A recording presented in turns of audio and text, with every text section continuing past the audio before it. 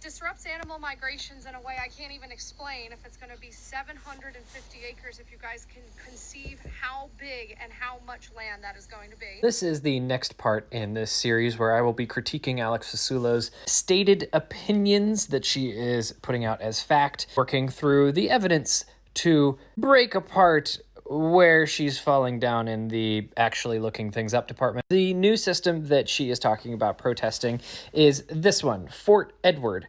You can see here, these are all of the sort of areas of solar modules that will be installed. They are not one big block of solar panels. They're kind of dispersed across in different ways this area of land. The project footprint is actually going to take up 660 acres of project, which was not the original scope. The original scope was somewhere around 750 acres, which is what she stated, but it is no longer. It's now 660 acres. So let's talk about the animal migrations, how this disrupts animal activity in the area. And it turns out when developers do a project this large, they have to do environmental studies. This is just something that you do when you do this big of a project.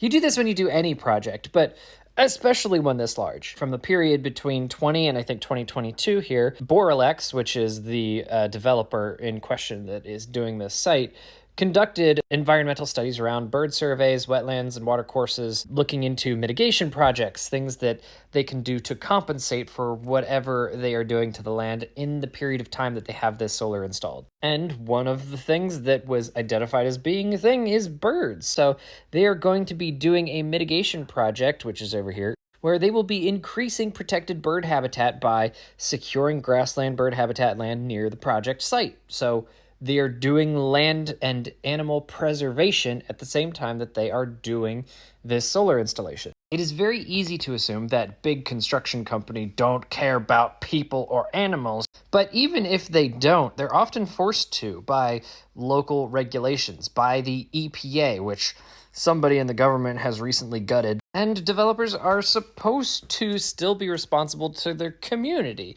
They can't just come in and do things without other people giving the permission to. So I am all about being skeptical against big companies. But to do that, you actually have to look it up. All of this information is freely available on Boralex's website.